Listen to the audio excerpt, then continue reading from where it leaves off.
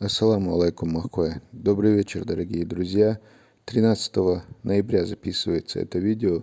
Вот с этой фотографии по WhatsApp рассылаются аудиоролики на чеченском языке о том, что где-то под Ростовом совершена авария, и человек на BMW X5 совершил аварию, что машина сгорела, что сам он сильно обгорел. И там говорится о том, что он будет доставлен в Кропоткино, в больницу.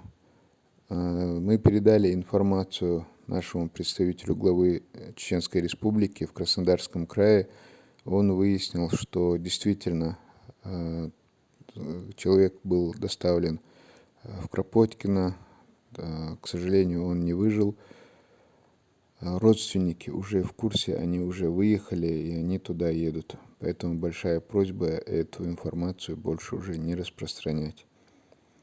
Махвай вегга бах и чох, так гергернах хушту бах тахбелх шпу бахцун шмичар бу эльчагалар Октябрьский район бу элки гендел хумшцахитас гергерчан хушхельч кахум уешмят швацу тига уештол на остал война ошдал мола представителю цена ошта цайн дирду дала дегал войле дал гештуэлцун Deltsun delk melkočan imaņa sobralēl.